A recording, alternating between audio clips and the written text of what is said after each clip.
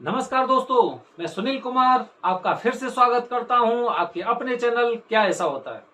दोस्तों, आपने पिछली बारी मेरी वीडियो देखी होगी। मैंने उसमें आपको बताया था निर्जला एकादशी के बारे में। आखिर कब की है निर्जला एकादशी? तो कंफ्यूजन दूर करके मैंने आपको बताया था निर्जला एकादशी का जो व्रत है वो शनिवार को 11 तारीख को है।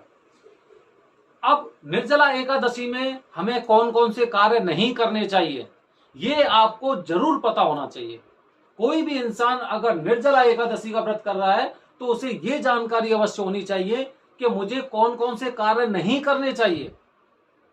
उन कामों को छोड़ देंगे तो उसके अलावा सारे काम आपको करने हैं। पाठ पूजा की चीजें तो आपको पता ही है कि पाठ पूजा में कैसे कैसे पाठ पूजा होती है, क्या होती है। इतने सालों से लोग रह रहे हैं या फिर जो पहली बार रह रहे हैं उनके घर परिवार में भी लोग पहले से रह रहे होंगे जिसके बारे में उन्हें जानकारी होगी। लेकिन सबसे बेहद जरूरी कि निर्जला एकादशी का जो व्रत है उसमें आपको क्या क्या कार्य नहीं करने चाहिए। तो दोस्तों, शुरुआत करते हैं। कुछ चीजें जो बहुत ही और बेहद जरूरी हैं। निर्जला एकादशी के व्रत में आपको सबसे पहले याद रखना है, सबसे पहले आपको किसी भी तरह से किसी भी भोजन में चावल का इस्तेमाल नहीं करना है।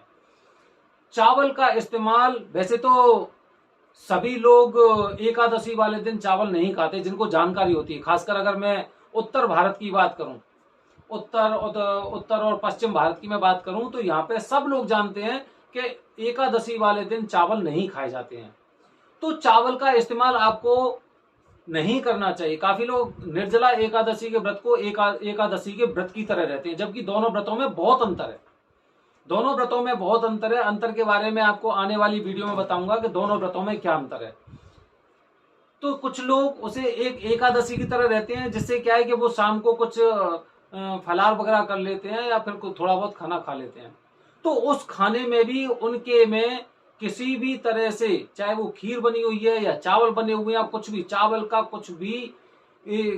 का कोई भी सामान आपको नहीं बनाना है। चावल का इस्तेमाल नहीं करना है। और हमारे धर्म के अनुसार, सनातन धर्म के अनुसार, हमने ये बातें पढ़ी हैं कि जो इंसान एकादशी के दिन चावल खाते हैं वो अगली अगली योनि जब वो प्राप्त करते हैं तो उसमें वो कीड़े बनते हैं। तो आपको चावलों का इस्तेमाल नहीं करना है। दूसरा बता रहा हूं मैं आपको कि और दूसरा आपको कौन सा काम नहीं करना है। दूसरे में आपको किसी भी तरह के नमक से परहेज करना चाहिए। एकादशी का अगर आप व्रत कर रहे हैं या फिर निर्जला एकादशी का व्रत कर रहे हैं, निर्जला एकादशी में तो यह है कि वो तो अलग व्रत हो गया।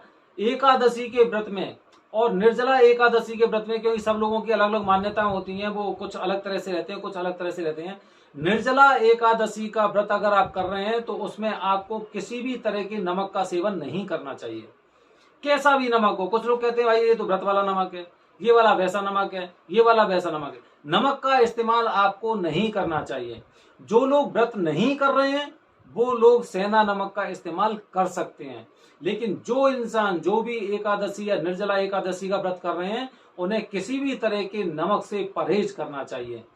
ये एक पुराणों में लिखी हुई बात मैंने आपको बताई है कि नमक का इस्तेमाल निर्जला एकादशी के व्रत में नहीं किया जाता है।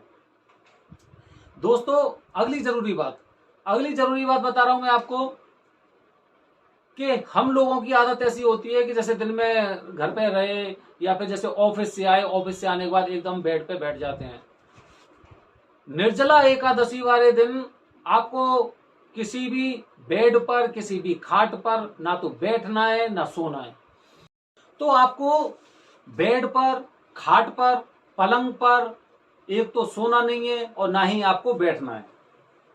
कहा जाता है निर्जला एकादशी के व्रत में जो सिंहासन होता है या फिर जो सोने के लिए जो चीजें होती हैं, जैसे खाट हो गया, पलंग हो गया, ये इस पे केवल भगवान ही सो सकते हैं। इंसानों को निर्जला एकादशी के व्रत में अगर वो इस व्रत कर रहे हैं तो उस दिन उन्हें जमीन पर सोना चाहिए, जमीन पर लेटना चाहिए, जमीन पर ही बैठना चाहिए। कुर्सी पे आप बैठ सकते हैं। दोस्तों, अगली जरूरी बात बता रहा हूं मैं आपको, ध्यान रखने योग्य। अगर आप निर्जल एकादशी का व्रत कर रहे हैं तो आपको क्या करना है कि बताया जाता है कि निर्जला एकादशी वाले दिन आपको कुछ खाने पीने की चीजें, जैसे कि बैगन हो गया, मसूर की दाल हो गई, ऐसी चीजों का भी आपको इस्तेमाल बिल्कुल नहीं करना चाहिए। निर्जल एकादशी वाले दिन आपको बैगन हो गया या फिर मसूर की दाल हो गई, इस तरह की चीजों से बिल्कुल बचना चाहिए। आप कोशिश करें, एक दिन पहले से ही प्लान कर लें कि कल मुझे ये सब्जी लेके नहीं जानी है, ये वाली सब्जी मेरे घर पे होनी ही नहीं चाहिए, जिससे अगले दिन बने या गलती से बन जाए, क्योंकि काफी लोगों को याद ही नहीं रहता है एकदम बनाया, क्योंकि भागम भाग जिंदगी आपको तो पता ही है। तो दोस्तों इन सब चीजों का आपको परहेज करना चाहिए। तीसरी और जो अंतिम अंतिम बात मैं बता रहा हूं आपको, जो जो भी व्रत होते हैं वो तो एक कॉमन बात है कि आपको हमेशा जो मांस मदिरा जैसी चीजों से एकदम दूर रहना चाहिए। आपके घर में अगर आपके किराएदार वगैरह भी हैं तो उनको भी आपको एकदम प्रॉपर तरह से बता देना चाहिए कि इस दिन इस घर में मांस मदिरा का सेवन नहीं होगा, यहाँ पर कोई नॉन वेज आइटम नहीं बनेगा, ना बाजार से मंगाया जाएगा। अगर आपके घर में कुछ किराएदार लोग भी रह रहे हैं तो इस दिन आपका जो भी घर है उस घर में मांस मदिरा का सेवन, लहसुन प्याज का सेवन बिल्कुल नहीं होना चाहिए। ये आपको विशेष ध्यान रखना है। तो दोस्तों मैंने आपको ये जानकारी दी है कि माँ के वो निर्जला एकादशी का जो व्रत होता है उसमें किन किन चीजों से परहेज करना चाहिए। एक और जो अंत में बात बताना चाह रहा हूं मैं आपको कि इंसान को थोड़ा सा अपने मन को शुद्ध रखना चाहिए। उस दिन अपने मन को शुद्ध रखना चाहिए, कुछ अलग गलत बातें उसके दिमाग में नहीं आनी चाहिए, और पूरी एकदम सात्विक तरीके से मन रहना चाहिए, विचार रहने चाहिए।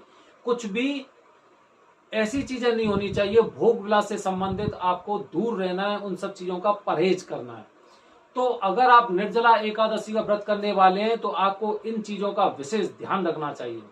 दोस्तों निर्जल एकादशी और एकादशी के व्रत में काफी अंतर होता है, उसके बारे में आने वाले वीडियो में आपको बताऊंगा।